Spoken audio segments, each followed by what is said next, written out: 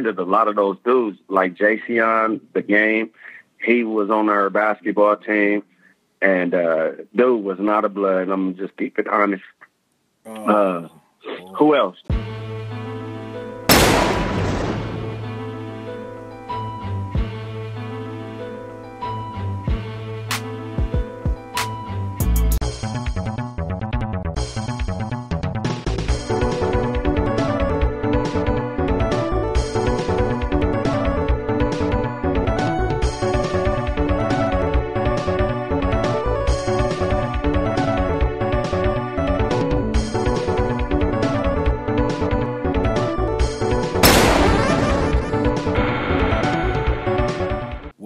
Welcome back to S.WigginsTV. As always, to be your host, Worldwide Wiggins. Hey, Compton's in the house. Oh, man, I got another dope interview, man. It's not very often I get, interviews from the Hub City, man, but this one right here, man, Portland Hood, man, a lot of history, bro. One of the most reputable hoods out there, you feel me, in L.A. County, period. Home to some of the most prestigious hustlers to ever walk the face of the West Coast. You know what I'm saying? Please give it up for D from the notorious Southside Compton Crips. How you feeling, homie? What's up, brother? Not much, just chilling, man. I'm happy you have me on. Oh, yeah, man. It's a pleasure to have you, man. All right, D, man.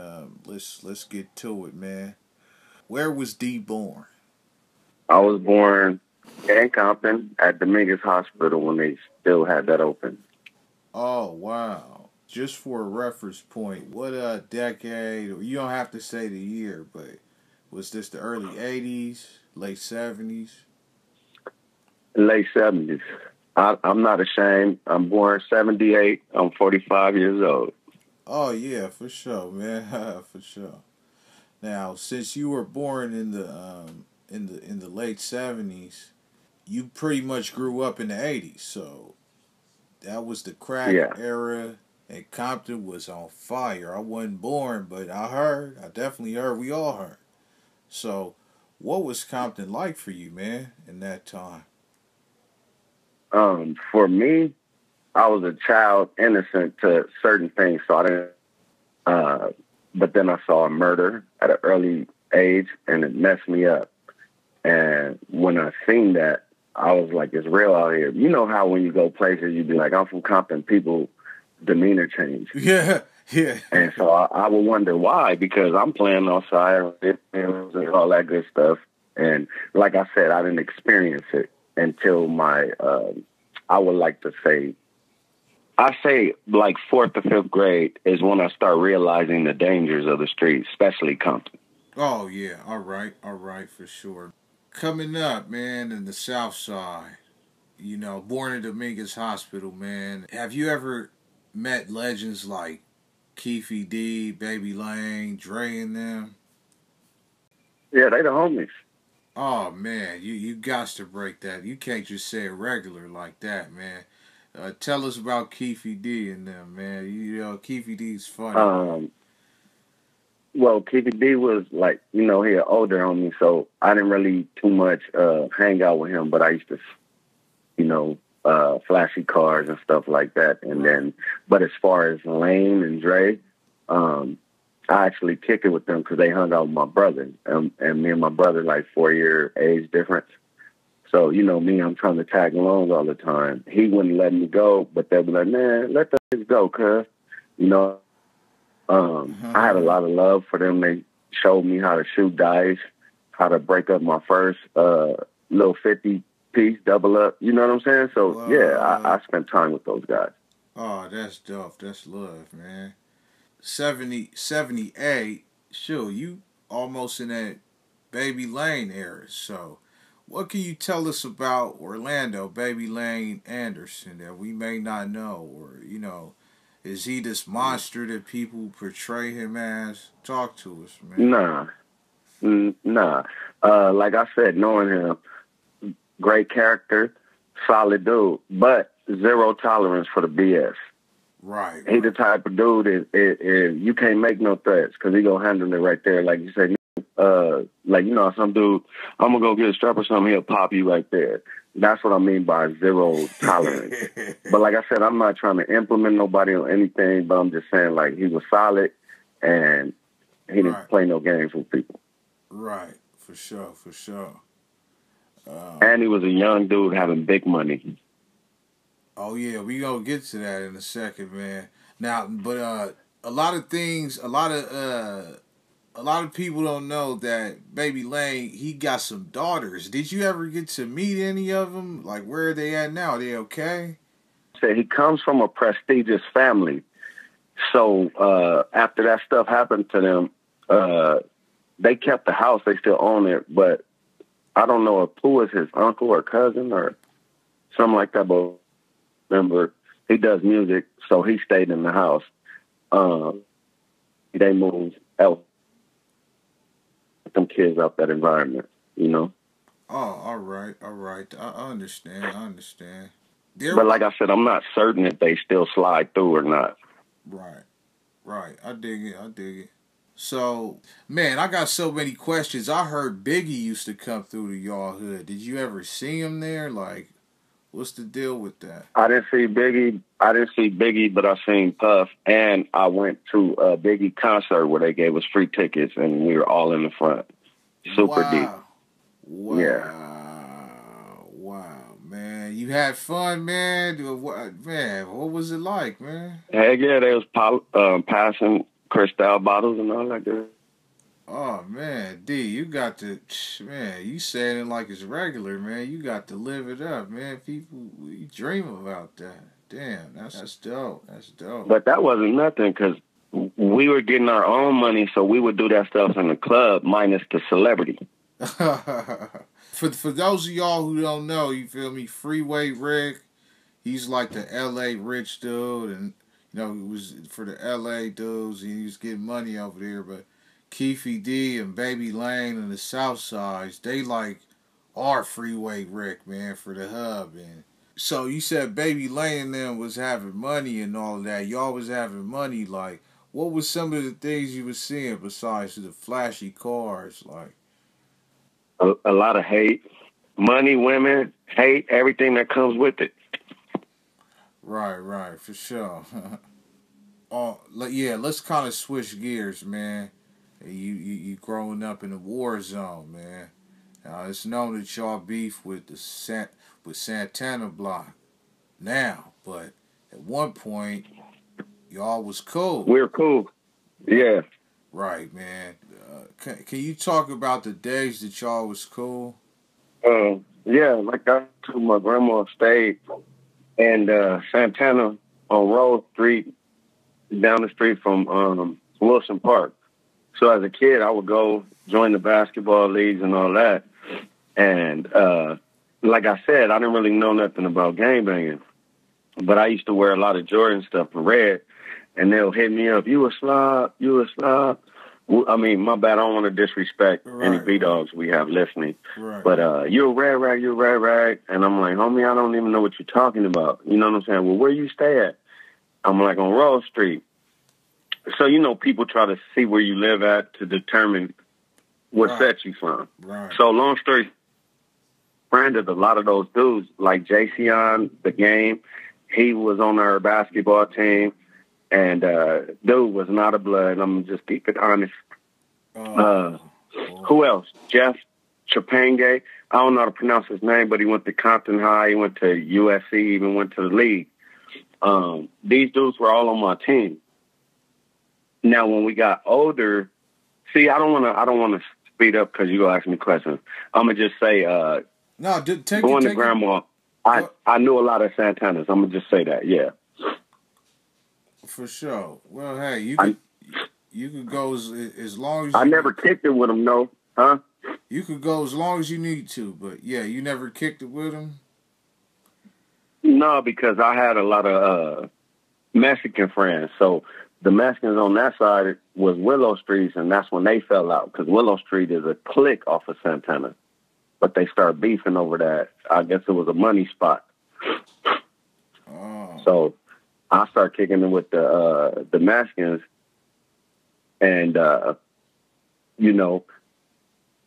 Yeah, like I said, I grew up with all of those dudes around there. Mexicans was next door. I had a Santana dude, Ping, that stayed diagonal across in some little apartment. So, like I said, and he dated my aunt. So, yeah, I know him. But my whole family was Pyru. So I was torn between the two because they're pulling at me like, you go be from the mob, blood. You get what I'm saying? Right. And so I would see my brother hang out with them dudes, and then one day he just stopped hanging out. I don't know why, but to answer your question, yeah, I grew up with a lot of them and functioned with them as far as playing sports. That's dope, man. What can you tell Oh, us? one second, Wiggins. Can I mention one other thing? Do it up. Just so people will know, like, it's always been that relationship with the South and Tana, like a big. You know what I'm saying? Like they always try to, because they were bigger. Well, that was back then. Like, you know, when they outnumber us, then they want to set trips. This Tana, I'm like, I thought we cool. Why you banging on me? You know, stuff like that. They would do. So I kind of sensed it was going to lead up to funk. You know what I'm saying? Right. I dig it, bro. But now, a lot of people keep asking me, man, about history or something, you know, just something about the Ducky Hoods and the Ward Lanes. You got the floor, homie. What can you tell us about them, you know?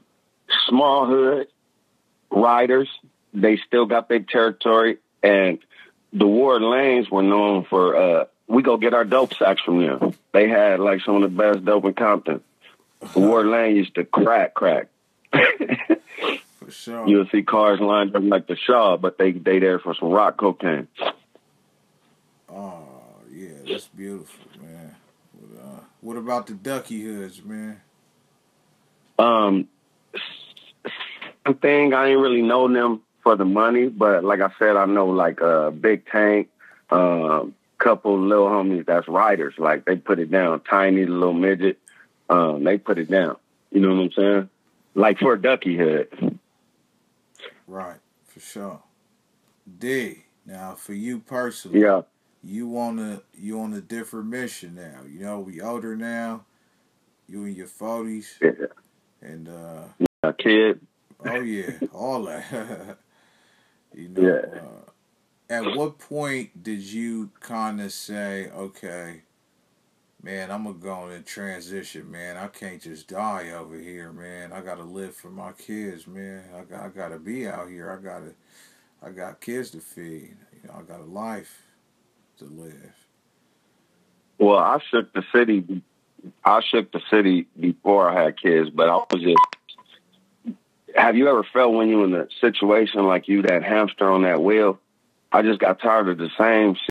And I think it was the last time I went, oh, my bad, same thing. So last time I was in the county and I'm just in the holding tank, and I was just like, man, I can't do this again, because what guys don't realize is now you got to start from zero again. So everything you accumulated while you were on the street, you got to start over. Right. If you got a chick, guess what? Homie smashing, you don't trust, really. Yeah. What else? When I did do time, the little letters and visits, that stopped in 2 months. You're on your own. So it just, I just got tired. Like I said, I'm not dumb. I'm not an idiot. And I was never that dude, even when bang, you can't say go do something. You go do it. You know what I'm saying? So they respected me because I did stuff on my own. You don't have to tell me. You get what I'm saying? But like I said, that was never my persona. I was just trying to survive. Yeah, to answer your question. No, I feel it. Now, you mentioned being a hamster on a wheel, man, feeling stuck, feeling like you going nowhere fast. What advice would you have for a young D out there, a young Pookie, a young Ray out there that's having influencers coming home from school, having people like, hey, cuz, hey, blood, you gonna be from here, you gonna do this. What would you tell, you know, a younger version? I would tell them, something that we can't get back, something that we can't get more of is time. So I would tell them utilize their time wisely. Spend more time with your loved ones and family. You know what I'm saying? Regardless, y'all might not get along, but I've noticed through life when stuff really hits the fan, my family's there before my homies. So just, look out who really has your back. Keep suckers out your circle and keep your friends tight and look out for each other. And when you give something or you bless somebody, don't look for nothing in return, because now you have an expectation, and if that expectation ain't met, you get mad at the person, but really it's your fault because you set an expectation. So I would just say family and push for your goal sets, man. D, it's a pleasure having you, man. Much love, man. I loved your interview, bro. This one. I wanted to say something though, because like I was saying, when I was looking at these certain little platforms, like dude was saying we were Pyrus and stuff first. No, it was us, U.S. It never was a Pyru set over there, and U.S. changed to the Park Side, and then South Side. All right, you heard that. For sure. Yeah. Let them know. Yup. There you have it, man. D from Southside Compton Crib. I appreciate you, brother. Keep doing what you're doing, man. You got one of the best platforms at discussing our community. For sure, man. Much love. Thanks a lot, homie. S.WigginsTV. D, Southside. We out of here. Peace.